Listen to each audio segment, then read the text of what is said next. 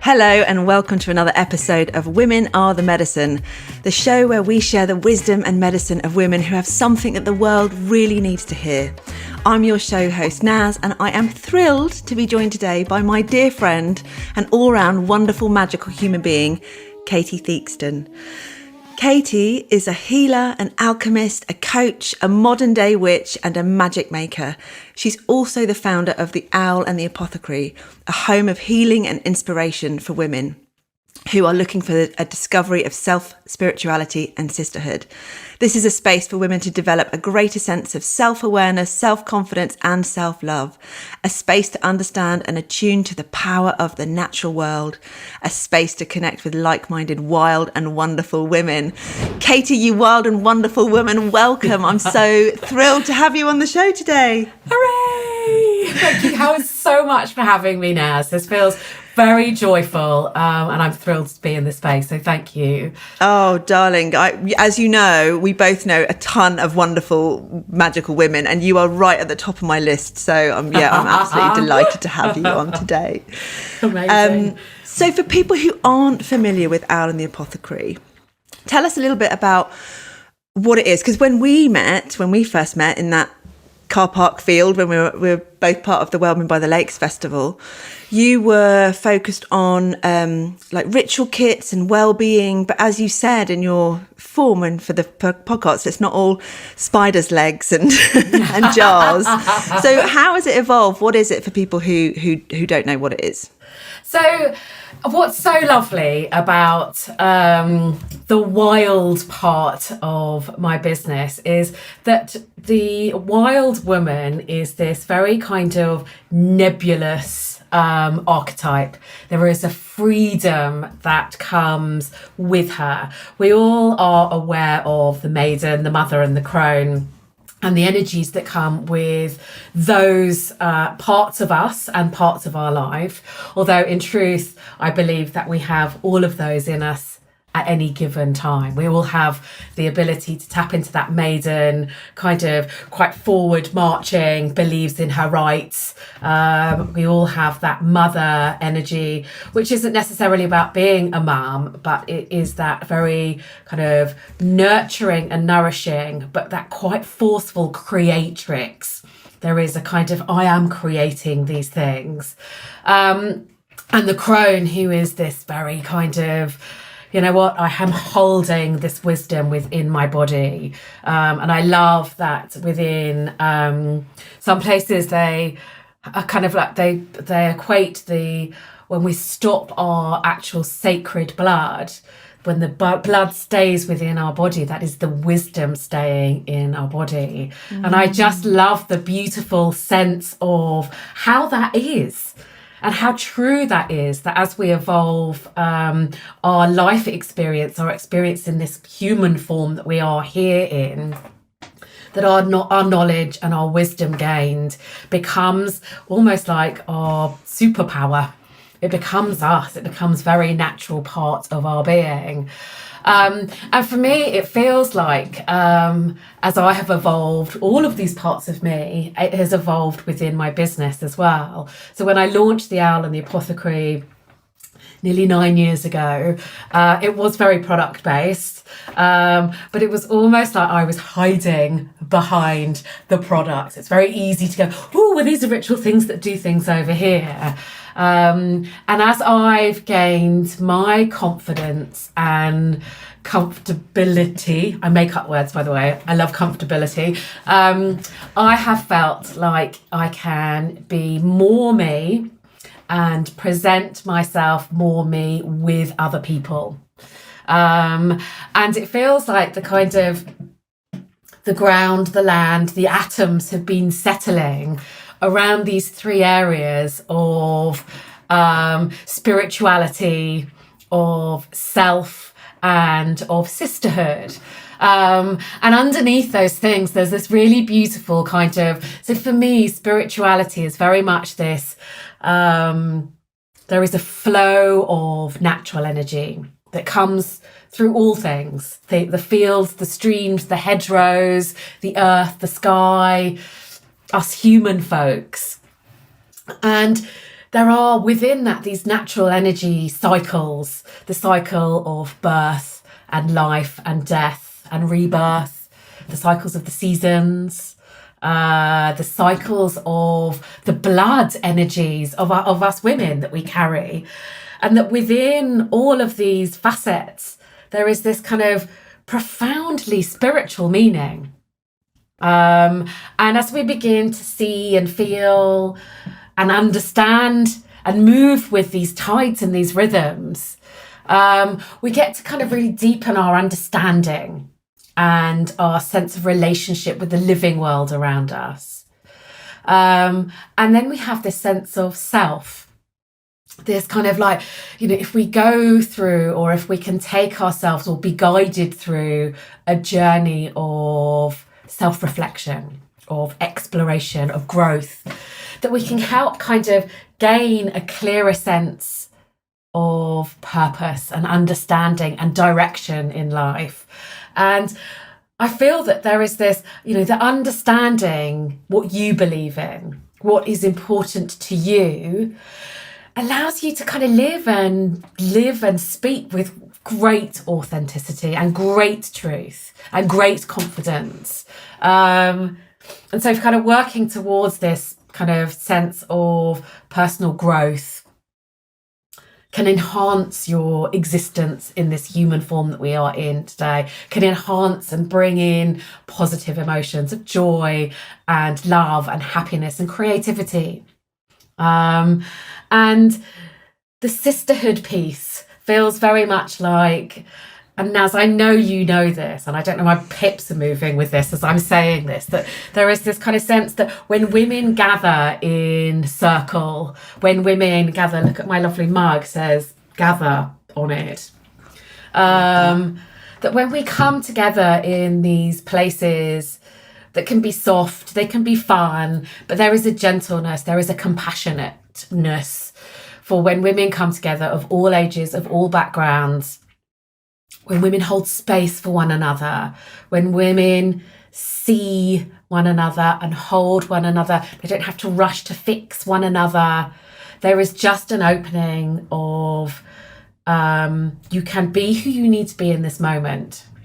And that there is a healing, there is a great healing that can come with these spaces. There is a lovely magic that can come with these spaces. And transformation can take place. And I love, and those three things, they really feel like they are becoming my, center point, that the great things that I get to create are hanging off. Does that make sense? It absolutely does. And everything you said gives me such hope, because as a woman, I'm in my mid-40s now, and I've sort of embraced the idea of the crone and coming in, like I'm not there yet, but the sort of the wise woman. But I feel like women are not always prepared for this stage of life. Like when you called it, you had a beautiful phrase, when our sacred blood stops flowing, when we're no longer able to bear children, what's our value, right? When we no longer look as beautiful and peachy as we did when we were in our 20s, what's our value? We're like clinging on to this identity of the maiden or the mother, and sort of heels digging in to, even the word crone, it triggers people, doesn't it? Sometimes, I love it. I'm like, So wise, witchy, grey. I am all in. Bring it on. But we need support as women, because the patriarchy does not support us in this role. And we can feel like our lives are chopped in half. We get to this midlife and we're like, where is my purpose? What the fuck am I meant to be doing now? My kids are grown up. And I see it with the clients that Rachel and I have. There's this real sense of loss. And I think everything that you're talking about is, there's this incredible opportunity here for you to reconnect to yourself, to the earth, to other fucking fabulous women, and have some fun. I really feel like as I get older, this part of my life, I'm getting more and more, it's just getting more and more juicy and rich and deep, but in ways that I did not expect it to. I feel, yes, and I completely, and it's similarly with my clients, that they are reaching this point where, you know, some of them are coming out of, you know, being the mum, and their kids are getting to that kind of like mid to late teens, and they've been focusing, or family life has been taking and consuming that, or they are working in big jobs that is requiring them to lean very much into their masculine to get the shit done, to be part of a gang of people who work in a very particular way.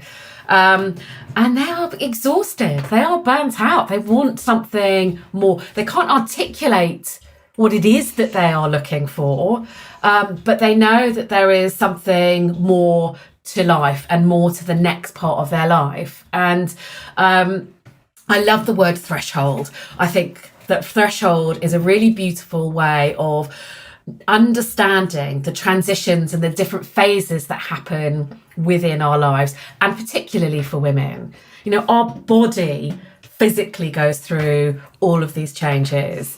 And you've touched on this about how there is this kind of general, well, you've hit a certain age, your work here is done. And it feels like our work's just fucking beginning. And, you know, there's a very strong likelihood that we are going to live till we're 100. There's, you know, I've crossed the 50 threshold last year. I've got another 50 fucking years. What am I going to do? I don't want to retire. I don't want to move into some sea of beige. I am here now with everything that I have picked up over the last 50 years, and a lot of it recently I've put back down. You know, there's been like this great shedding as I have come into myself and have been healing, you know, minor traumas, the experiences that have affected me quite deeply. I have, you know, for some of them that have been kind of like put in a coffin and chains wrapped around them and put to the bottom of the sea, I have kind of bravely taken those steps of, you know, slowly bringing them up and giving them a bit of space and unwrapping them and giving them some air and some love that they needed from me, to help me bring myself back into wholeness, and to not be defined by some of those experiences that weren't necessarily mine or were put upon me. And it feels really, as much, and it's been really hard. There's been some really hard things in there. But having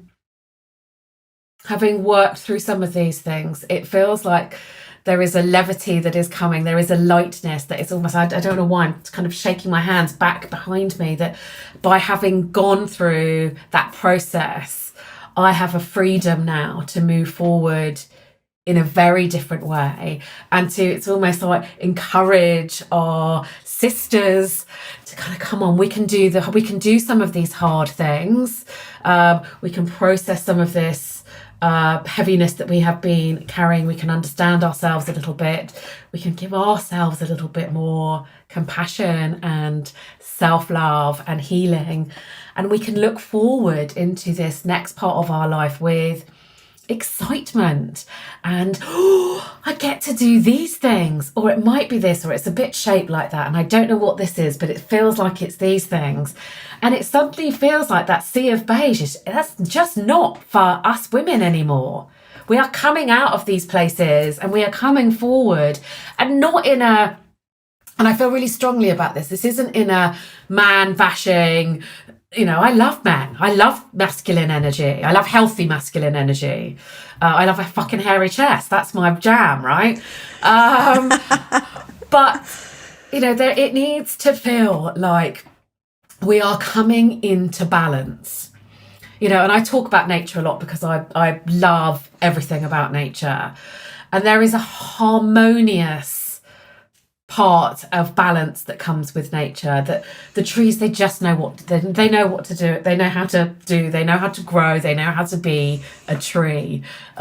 Plants, you know, they know how to seed, you know, it just happens organically and naturally. And I feel like us as humans are very disconnected from our natural self. And we are moving in ways where we are told to move. We are doing things in ways that are put upon us by societal expectation. And by that, there has been this kind of separation of the masculine and the feminine, the female and the male, and the male has become very dominant, and the female, the kind of the more intuitive, the more softer, but also the fiercer warrior-esqueness, they are not connected, they are not working together. And I feel there is a big piece, on a global collective level that we need to start healing and addressing and pulling that together. And it's lovely conversations like this. There are lovely pockets of places that this is happening, but this needs to get into bigger spaces. This needs to get into education. This needs to get into Parliament. Yes. Oh, you've dropped so many golden nuggets. I'm going to try and remember them so we can pick them up through the conversation. But the first one, what you said about, these things that you'd parcelled up and chained and left at the bottom of the ocean, reminds me of the descent, the Sumerian myth of Inanna, where she has to go into the underworld and shed everything that she was part of her identity, everything that she knew, and then she's placed on a meat hook for days, and then when she returns back again, she's in her power, but it's a different power. And it feels like once we have done that as a woman, and there may be multiple descents, but I do feel like there are key circumstances and events in our life that really do feel like we're losing everything. That might be the loss of a loved one or some trauma that happens to us. But when we emerge, we come out with gifts that are far beyond anything that we could have got in this upper world, in this material world, any certifications, any, trainings that we might have had. There's some innate wisdom that we come up with. And that's kind of what you're talking about. So your magic, I just want to touch on it, Katy, is so clear to me, it's so clear to me, but I just wonder how you would describe it in your own words. What are your gifts that you're bringing to the world now that you've descended and you've come up stronger, wiser, softer as well? I think is a part of it. There is this. It's not, for me, certainly, it's not just this kind of fierce warrior type. There is this kinder version to myself and to the world that has evolved as well, actually. And if I was going to talk about my own magic, and I find that very difficult, I find it a very difficult kind of like, oh, well, because this, because I don't want it to sound too worthy or too kind of like, okay, and I hear the word, transformational, this, it all feels like they become quite cliched quite quickly. Yes. But own it, babe, because you are incredible. Let's own it for you and give yourself permission to own your magic and your medicine. Women are attracted to me. Women are attracted to my power. And I feel I have a power that activates women at a soil and soul level. My work is in the earth. My work is belly crawling around to find those parts of us that we have buried deeply, and whether that's through minor trauma, shame, the things that we are deeply uncomfortable with, and bringing light to them, showing them ways that they can heal themselves. Because it's not about, here's a magic touch that I'm going to heal your womb space or any of those things. This is about inspiring women to go on their journey of transformation, of change, of healing in a way that works for me, which is through bringing in our plant allies, bringing in our spirit animals, bringing the earth energy very much into life, into practice. So it's that activation. And I feel that women are drawn to my experience, the journey that I have been on these first 50 years of my life. They are drawn to my openness. I am always willing to share my heart and my experience openly with women, which will unlock and inspire them to talk and go a little bit deeper into what it is that needs to come out. And my funness. It's not all kind of like worthy blood and bones and things, although it is blood and bones. But there is a levity that comes with it to make it feel comfortable, to make it feel safe, to make it feel gentle, and also to make it feel a bit wild. Yes, all of that and more. And just your way with words, Katy. I know that we've had you on stage speaking and interviewing before at the festival, and you just have this incredible way with words, and that I think is part of your magic and your medicine, to describe things in a way that feels so like activating and fizzy and effervescent. Like, yes, I want blood and bones. I want some of that. I love that. There is kind of within the women that I work with, who are now called the alumni. Oh, what a great word that is.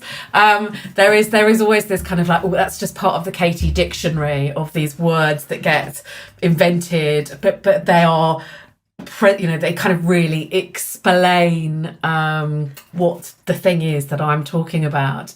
And another thing that has come up, which I really love, which is a thing called the loving shove, which is this kind of, we'll be talking about things, or, someone's come to me and they really want to start their own circle and they've been really inspired by these things, and I'm planning on doing it next year. And then I'm kind of like, okay. So why are we not doing this next month? What, and it's been coined as this loving shove, that with love there is movement. Yes, take the damn step. Yeah. Come on. Yeah, I gave someone a loving kick over the edge of a cliff the other day, a coach who wanted to start a circle, and I was like, do it. So she's done it. Amazing. Let's talk about your connection to nature, because it's really clear just in everything that you're describing, and the soil and the blood and the bones and nature and earth and the seasons. Where did you establish that connection? Where did it come from? Was that there from when you were a small girl, or is that something you've reconnected to in adulthood? Tell us the tale. So all of that. So it's one of those things which I find extraordinary, and I love this kind of part of us that can self-reflect, over years, decades, our lifetime.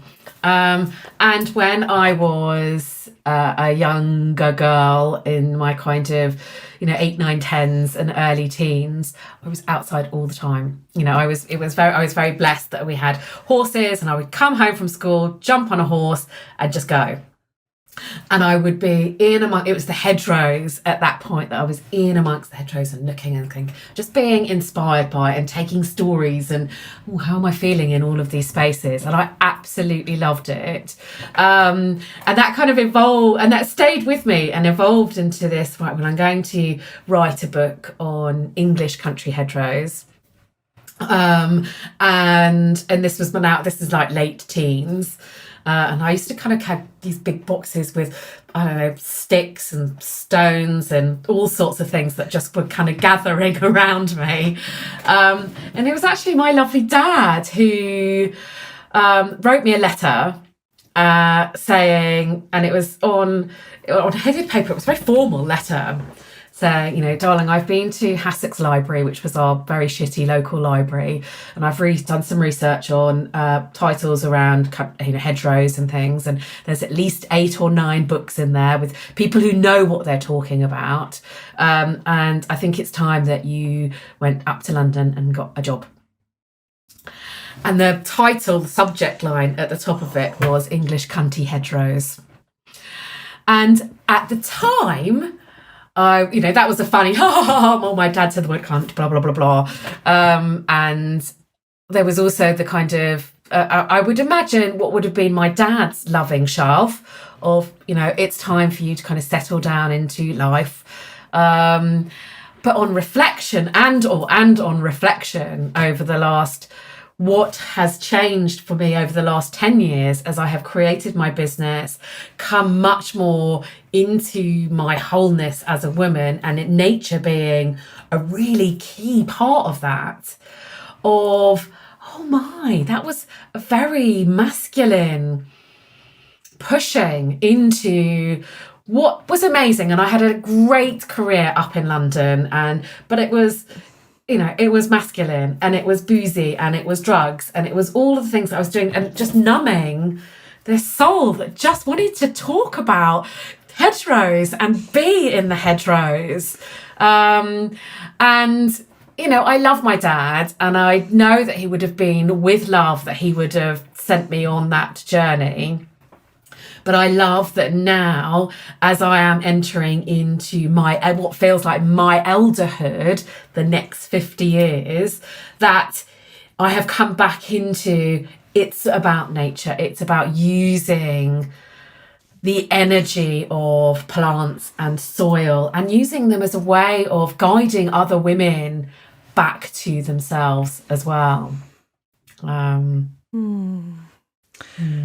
What you just said there kind of represents this patriarchal system, the metaphor. How many women out there now, maybe even listening to this, feel like they should be doing something because there's someone has told them, or they just have the sense that they should be doing the thing that they're doing, but actually their heart and their soul is absolutely crying out for something else. Go and get a job, go and stay in this is secure, this is stable, be part of the patriarchy, be part of the system, pay your dues. Yes. And actually what she really wants to do is run naked in the fields and create beautiful clay pottery. Yeah, she does. Be wild. This wild woman. And it's so interesting though that pathway that you've just described about go and do these kind of things. It's so singular. Well, if we're all going to trundle down that pathway, where is this beautiful self-expression and creative? Where's the pathway for that? I don't want that pathway. And then when you start this pathway where wolves and blood and bones becomes the things that you're talking about and expressing, and then you start seeing someone else over there doing something in that, and then there's someone else doing that, and there's so much space for everyone. There's room for everyone to be doing their version of what this wildness looks like, and what this wildness feels like. And it doesn't, I have a bigger version at the moment, and we've spoken about this before, about this coaching industry that feels like it is, the basis of it is turning into this 12 billion to 90 pound launches and multiple 6-figure businesses. And it's so fucking boring. It's so boring. And it feels like they have created a female version of this patriarchal path. They're just emanating it, but with a female twist to it. I'm not interested in that. Yes. Show me the person who's got 200 followers on Instagram, but is using her voice and her talent in a way that feels good for her. I am much more interested in having a conversation with her. Absolutely. And I can't tell you actually how many coaches and people of influence I've dropped recently because I just feel like all they're talking about, especially with what's going on in the world, all they're talking about is money and launches and bigger and better. And I'm like, you're just feeding the capitalist system, can't you see? I know. So like it's kind of like a veil has been lifted again. And actually, it can be quite a lonely space. And it is when you step into this path of the feminine, it's wildly messy. There is mud and blood and sticks, and it's not neat and patriarchal and linear, and there is no certainty, right? But that is part of the joy and the magic. And I do feel like the more women that bravely make that leap or are shoved lovingly by another woman, the better, because we all have so much to offer, so many different things. Yes. I quite agree. And I feel like it's an important thing for women to know. I have done, kind of online workshops, and I have sat there with all my whatever, no one showed up. And I've just kind of sat Zoom. I'm just going to give them another 10 minutes and someone's going to come into this masterclassy type thing, and they haven't showed up. I've run them and 30 women have showed up for workshops. And it feels like there isn't a winning formula. And it depends what success looks like. I know that success has all sorts of different connotations, but success for me is waking up every day and getting to do the things that I get to do, to talk about feminine wisdom, to gather women in circles and make things that sometimes work and sometimes don't. But there is so much, I know that this is my truth, and I can get to talk about it with whoever I want to get to talk about it, and share it with people who want to listen. And those that don't, that's fine.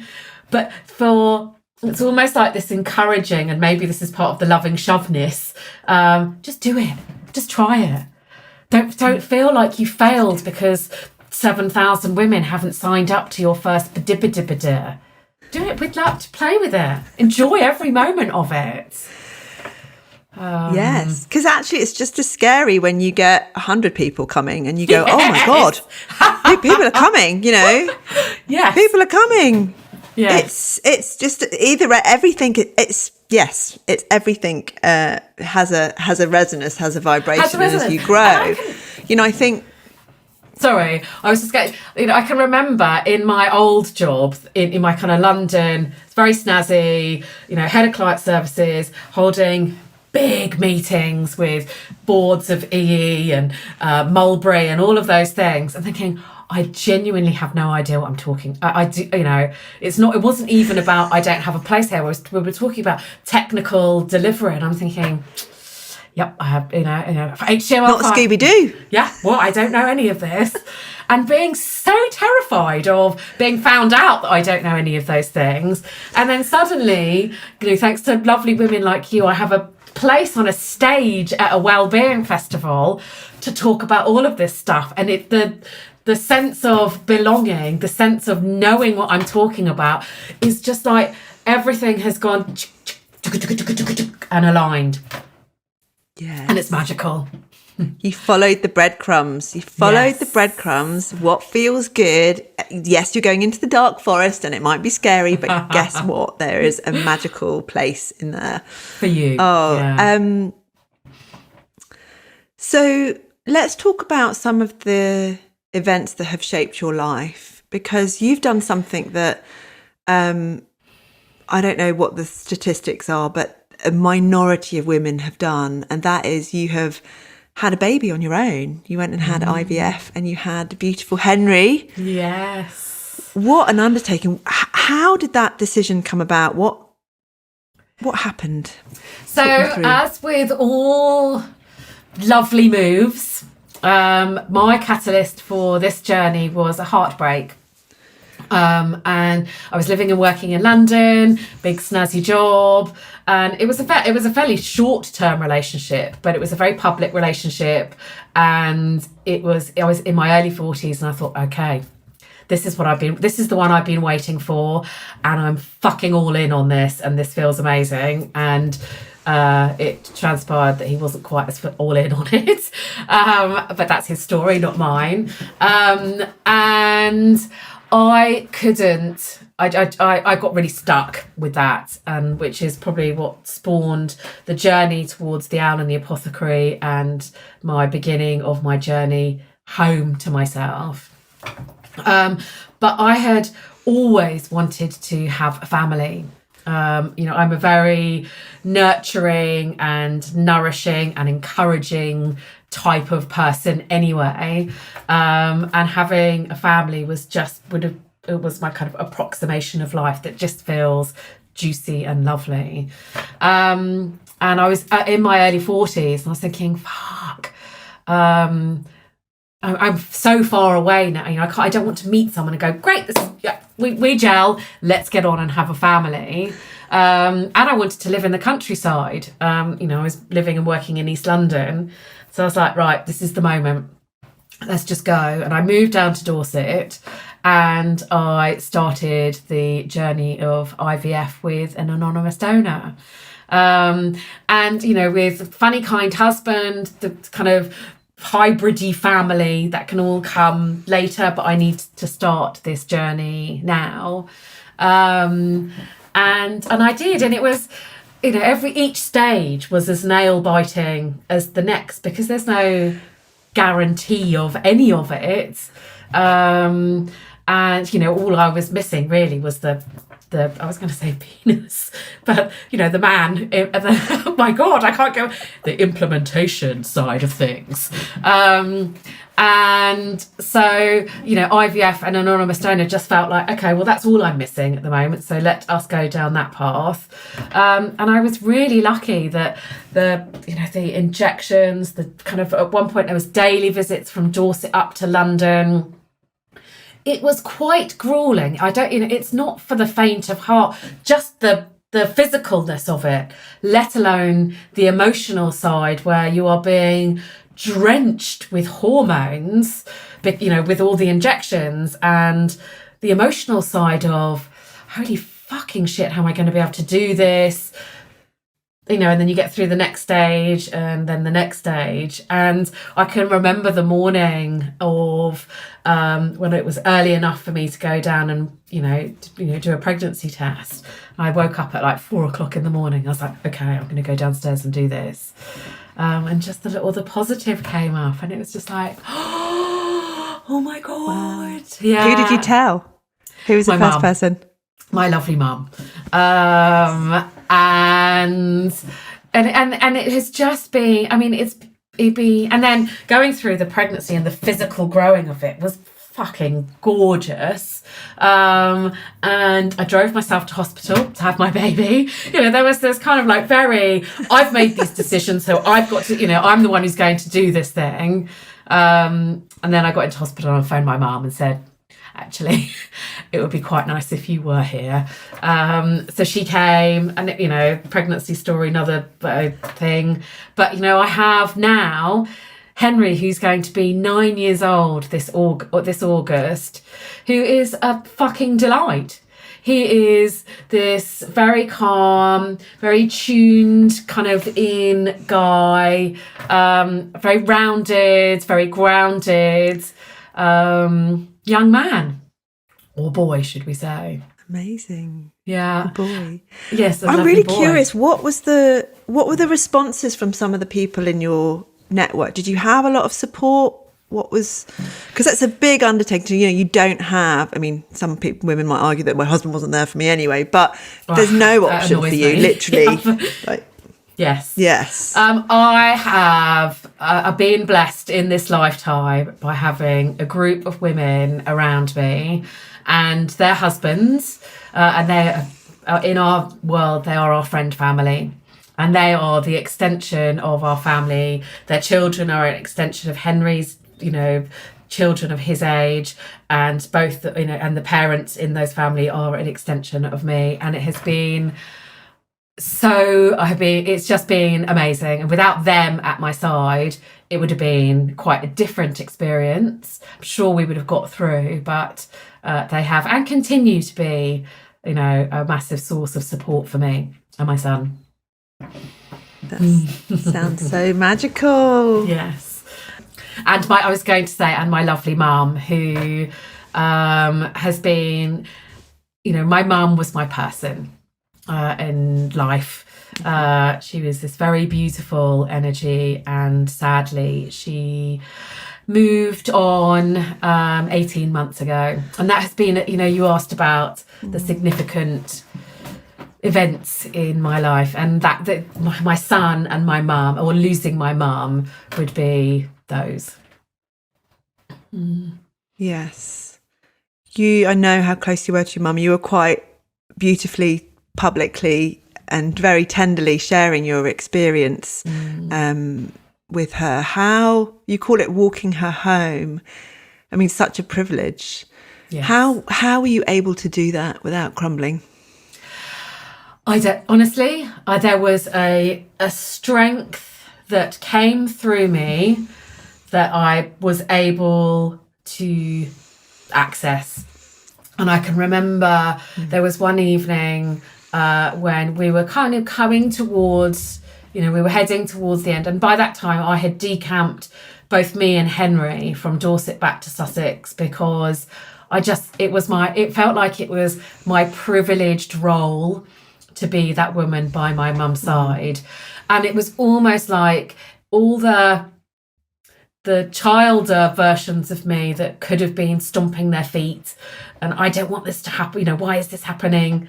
They would quieten down, and this matured version of myself was, okay, I am here, and I am here as this, and I can hold you as you walk through this, hold myself and hold my mum.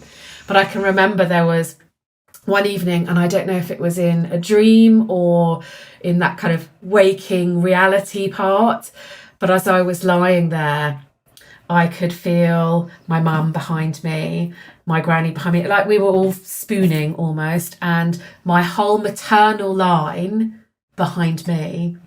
And my son was sleeping in my bed. Behind him was my dad and my grandfather and my whole paternal line. And it's making me go really goosebumpy. It felt me too. like it felt like this. It was a spiritual experience, not just that, but a spiritual experience of being there for my mum as she drew her last breath and those last 6 weeks up to it. Wow. Yeah. And so incredible. Naz, I can't explain it. I can't, but it felt very beautiful, her death. And not just the moment she died, but the lead up to it and the afterness of it.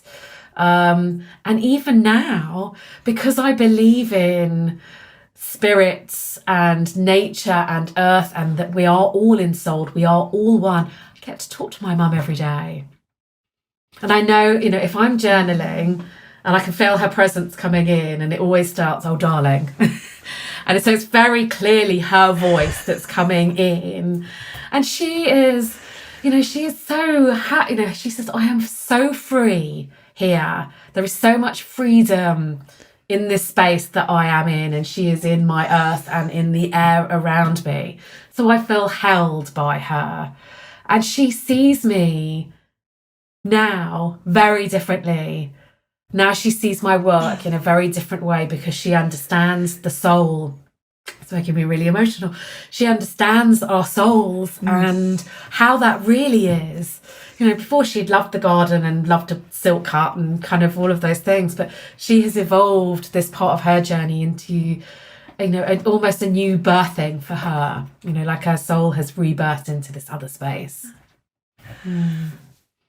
That's so interesting, because I was going to ask you, clearly you have beliefs, your belief system supports this idea of ancestral wisdom and connection to spirit and our connection to earth and the oneness. So it would seem more natural for you to have that kind of that experience. But I was going to ask if your mum had a similar belief system. I would say probably not, or certainly not one that she would have, expressed. My mum was a very keen gardener, so there was an innate understanding of plants and earth, and the kind of the spiral of life, the ebb and flow of death, life, rebirth. But she wasn't a spiritual human, although there are things like she gave me my cauldron. There are kind of things where I'm thinking, God, maybe she was. Maybe there is something that I just don't know about my mum. So it hasn't been, it's not kind of like, ooh, well, I'm a third generation witch, although I believe we are all, generations of these, of healers and medicine women. No, I wouldn't say that she was profoundly spiritual, which is maybe why she is just in this space of, this just feels so beautiful and aliving Here's another word, aliving. I know that there will be women listening who want some of that connection, either with people who are living or people who've passed on. And certainly I feel cut off from my ancestors and my lineage. So my kind of work, my interest now is in this area, but I'm in no means an expert on it. But what would you say to women? What do you wish women knew about this connection that we have with one another and the earth that might help them to foster some sort of deeper connection with spirit, with ancestor, with people living today that they want to be closer to? That we all have this, we all have a magic in our blood and bones. We all have a wisdom that is already within us. And we have, by means of societal, by means of experiences that we may have emotionally shut down on things, we have just disrupted that connection that we have to ourselves, to our wisdom, and to the natural world around us. And my one thing that I always say to my, be out in nature. Understand how your physiology and your biology changes when you are out in nature, and start to explore what that feels like when you are there. And when you start to feel that access, then imagine how you can start taking that into your own spiritual practice through journaling, through sitting with plants and feeling the plants and asking the plants if they have a message for you, and to trust what is being said or shown. Chances are it won't make any sense in that moment, and that's okay. But just to open the door and step outside and inside. I love that. I can see women going, what? You mean I'm meant to talk to my pot of basil on the windowsill? Is that what? Yes. And touch the leaves and feel the energy around it. There is so, I mean, you know, even just on my desk, I've got a book called Head Witch, which Henry's very kindly put some stickers on as well. You know, just surround yourself with the things that you feel called to touch, to look at, to play with, to read. Just move into that space, because it's there for you.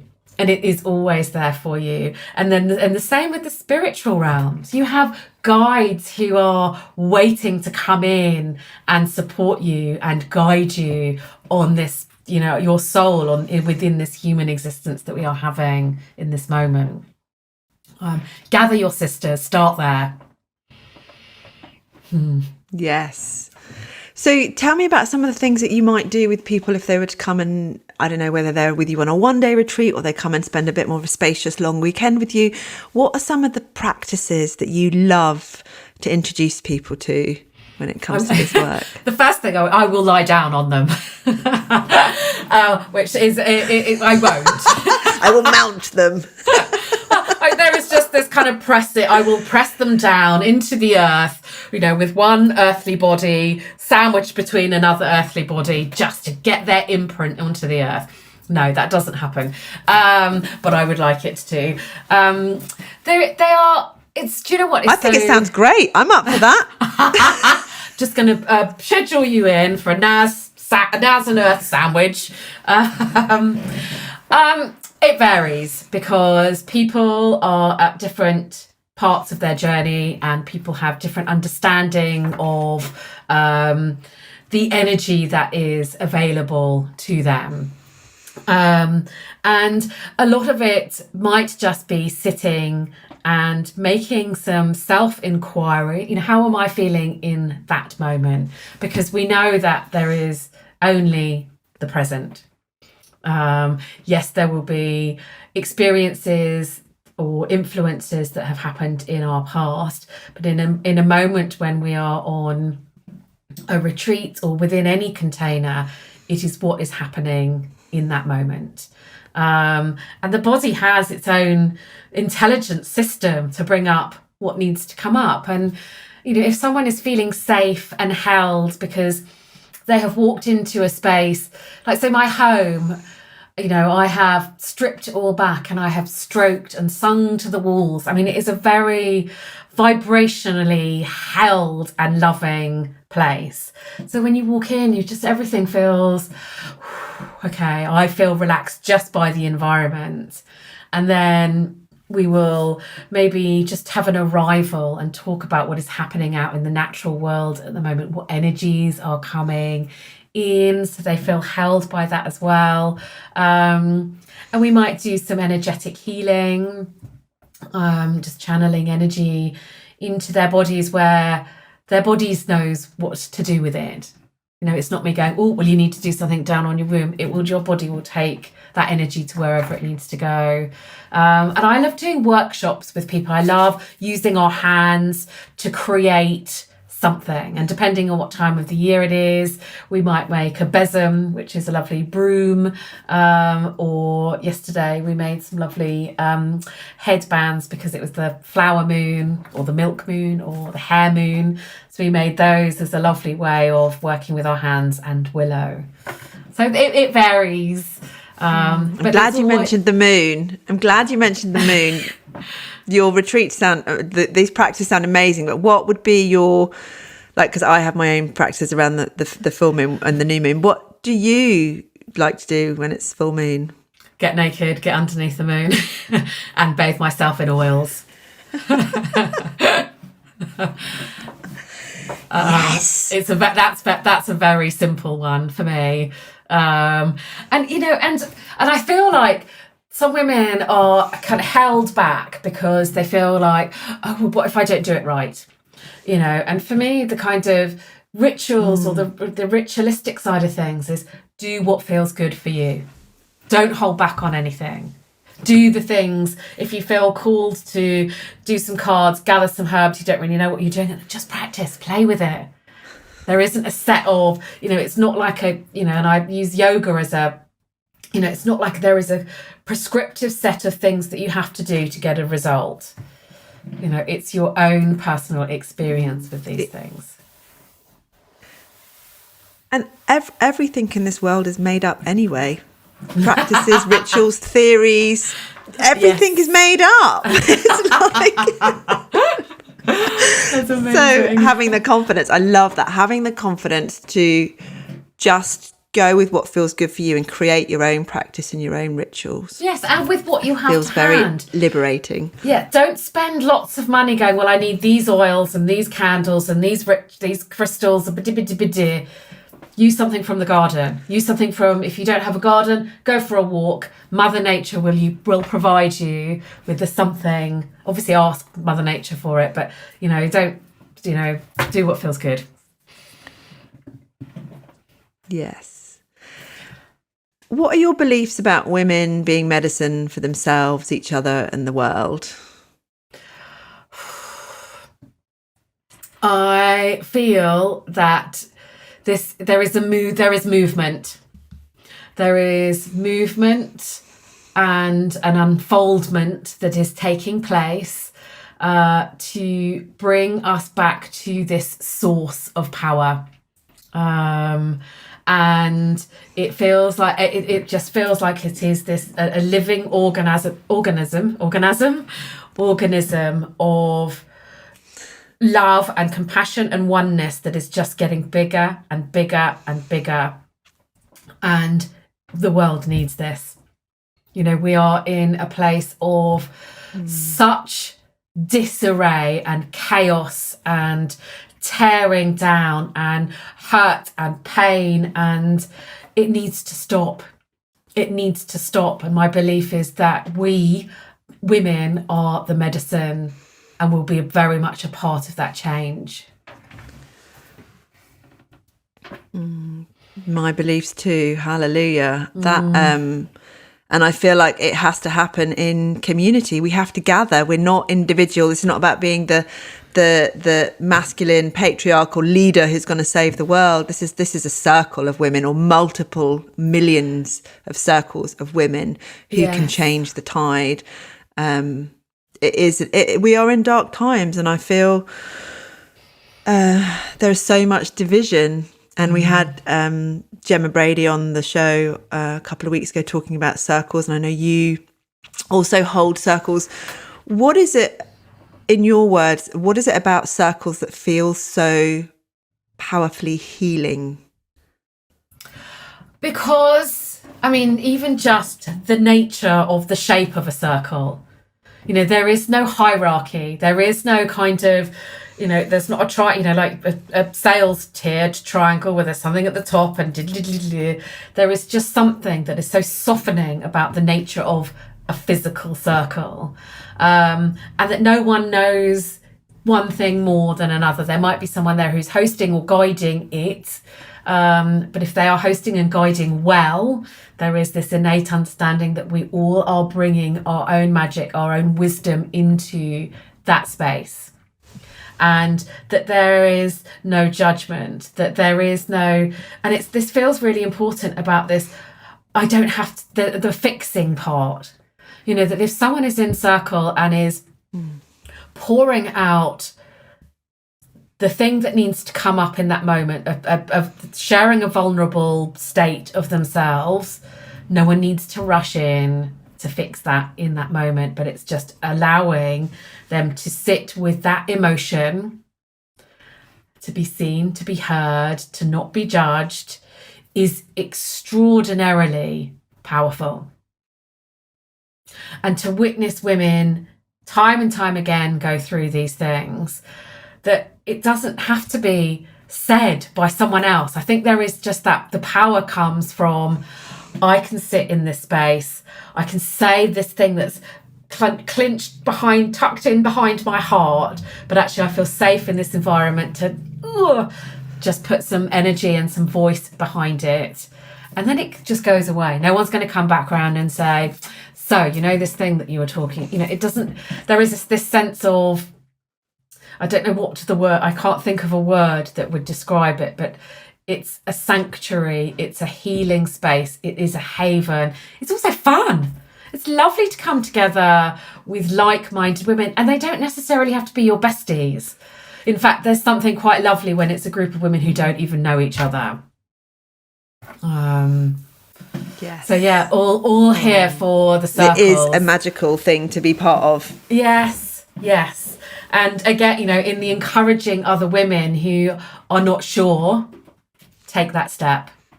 Consider this a loving nudge from me and Naz to move into one of those spaces. Start one of those spaces. It's the ripple will just continue to flow back through the universe.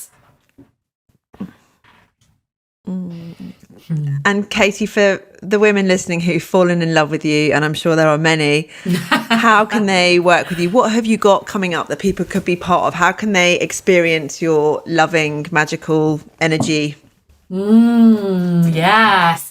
So I have my favouriteest thing in the whole wide world is this thing called Awakening the Wild Woman, which is a year-long experience where they are part of retreats. They get kind of like inspirational and intuitive guidance and mentorship from me. They get to join the Wild Women's Circle. So it's a lovely bit of everything, and it's very kind of like rooted in nature-based spirituality.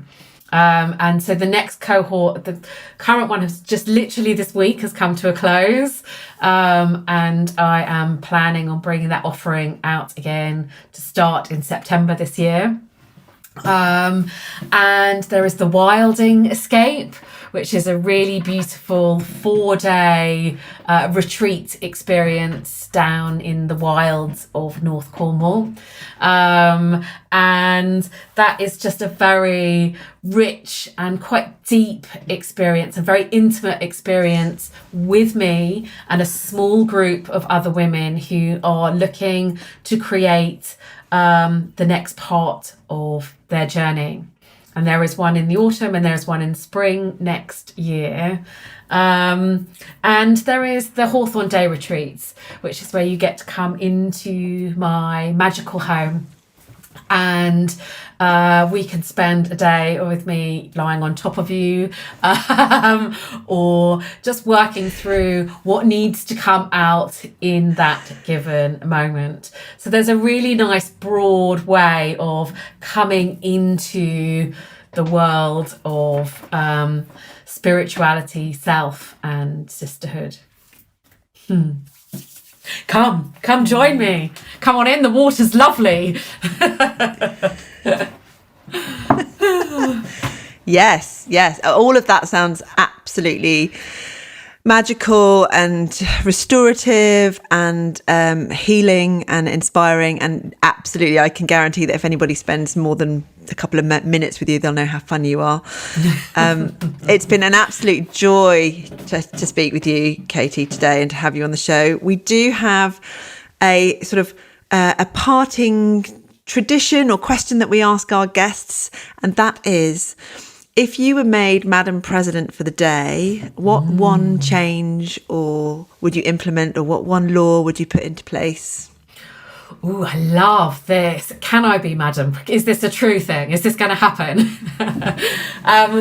My thing would be to get these types of conversations in with women in their teenage years, coming into their 20s. I feel like there was a huge, or certainly was when I was that age, absence of these kinds of conversations, and that we are almost kind of like pushed off into the world, a very masculine dominated world, without the understanding that the power and wisdom that is in our blood and bones is something that we can not only access to live well, but we can create beautiful pathways to live by. We can earn money, we can earn money doing these things. We can make a difference doing these things to other women, and bringing that into the hearts and souls of young women would be what I would do to make change. Yes, definitely. Katy Theakston for Madam President, please. Yes. Oh, that. Naz, thank you for inviting me into this beautiful space. It has been a real joy to sit with you and share my experience of this life with you and all your lovely community. So thank you. Oh, thank you for coming, Katy. I absolutely adore you in every way. I wish we got to spend more time together. But thank you for bringing your wisdom. And yeah, absolutely. I can't wait for our paths to cross again. So thank you, my dear.